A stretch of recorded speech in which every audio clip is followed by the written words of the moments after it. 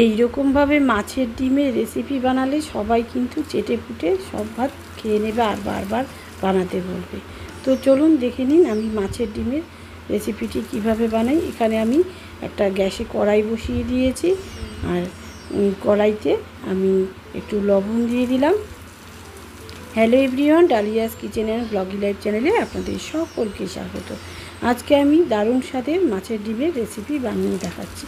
তো এখানে আমি লবণ দেওয়ার পরে জলের মধ্যে একটু হলুদ দিয়ে দিলাম। এখন আমি জলটাকে ভালো করে নাড়িয়ে নিচ্ছি। এর মধ্যে এই যে মাছের ডিম নিয়েছি, কাতলা মাছের ডিমটা আমি দিয়ে দিলাম।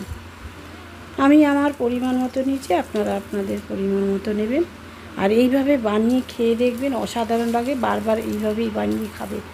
তো দেখুন আমি ঝোলটা কিন্তু জলটা ফুটে উঠেছে, আর নামিয়ে নিয়েছি, মাছের ডিমগুলো ছেঁকে নিয়েছি জলের থেকে। এইবার আমি এই যে দেখতে পাচ্ছেন সেখানে এর মধ্যে আমি কিছু কাঁচা লঙ্কা কুচি দিয়ে দিলাম,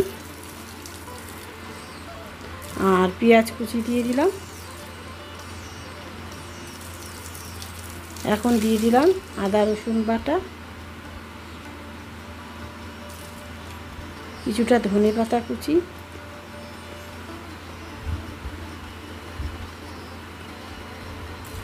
আর কিছুটা পরিমাণ পোস্ত দিয়ে দিলাম। দিয়ে দিচ্ছি বেসন বড় চামচের 2 চামচের মতো দিয়েছি। আর দিয়ে দিলাম স্বাদ অনুসারে লবণ কিন্তু সেদ্ধ করার সময় মাছে দিয়েছিলাম, সেই বুঝে পরিমাণ মতোই দিলাম। আর এখন দিয়ে দিচ্ছি একটা ডিম ভেঙে।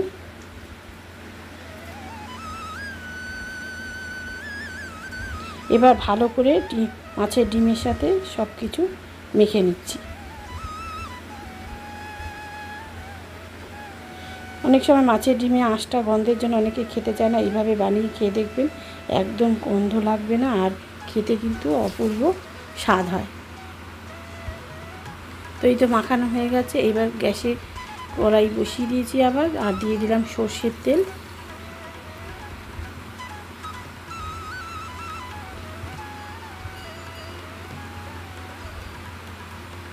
এবার মাছের ডিম আমি অল্প অল্প করে বড়ার আকারে ভেজে নিচ্ছি।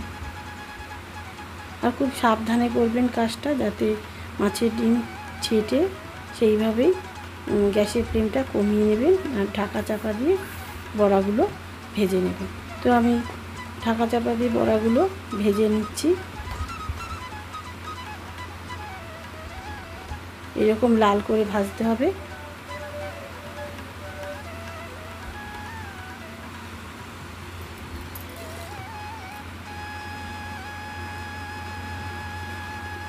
তো বড়াগুলো সব ভাজা হয়ে গেছে, এবার তুলে নিচ্ছি। এখন এই তেলের মধ্যে বাকি বড়াগুলো আমি ভেজে নেব, আর ভেজে নেওয়ার পরে এখন আমি তুলে নিচ্ছি। তো সব বড়াই ভাজা হয়ে গেছে। এবার এই তেলের মধ্যে দিয়ে দেব আলু, ডুমো করে আলু কেটে নিয়েছি, সেই আলু দিয়ে দিলাম। আলুটাকে একটু ভাজা করে নেব। আর তারপরে ওই তেলের মধ্যে দিয়ে দিলাম একটা শুকনো লঙ্কা,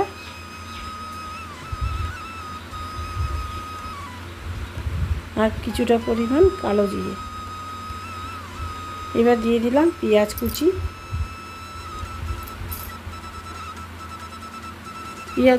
কালো জিরে আর শুকনো লঙ্কা ভালো করে নাড়াচাড়া করে নিচ্ছি।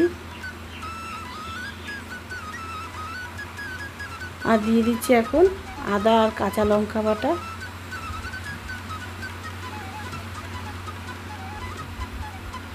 এরপরে দিচ্ছি হলুদ, পরিমাণ মতো হলুদ, আর আদা কাঁচা লঙ্কা পরে আমি রসুন বাটাও দিয়েছিলাম, তো সেটা স্কিপ হয়ে গেছে। এবার স্বাদ অনুসারে লবণ দিয়েছি, আর দিয়ে দিচ্ছি জিরের গুঁড়ো, ছোটো চামচের 1 চামচ জিরের গুঁড়ো, ঝাল লঙ্কার গুঁড়ো, আর কাশ্মীরি রেড চিলি পাউডার। তো দিয়ে ভালো করে মশলাটাকে কষিয়ে নিচ্ছি।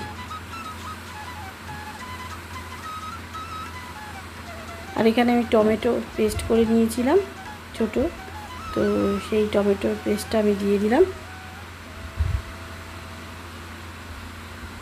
এখন আবারও মশলার সাথে ভালো করে কষিয়ে নিচ্ছি।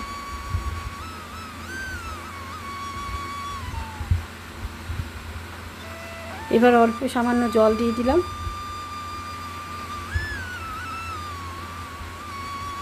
জল দিয়ে কিন্তু মশলাটাকে আবারও আরেকবার কষিয়ে নিয়েছি, আর তার মধ্যে আলু দিয়ে দিয়েছি। আলুটা দিয়ে এবার মশলাটাকে সুন্দর করে কষিয়ে নিচ্ছি। যত কষানো হবে এর টেস্ট তত বাড়বে। তো এই তো দেখুন কষানো হয়ে গেছে। এবার পরিমাণ মতো জল দিয়ে দিলাম।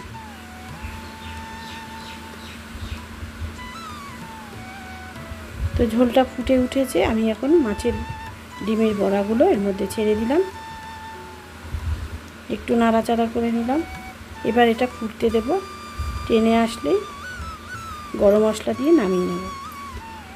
তো এখন ঝোলটা অনেকটাই টেনে গেছে, ফুটিয়ে নিয়েছি দেখুন। এই পর্যায়ে আমি গরম মশলা দিয়ে দিলাম।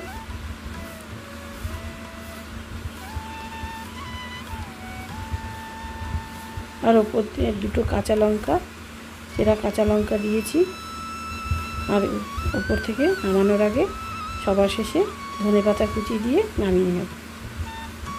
তো ধনেপাতা কুচি দিয়ে একটু নাড়াচাড়া করে নিলাম।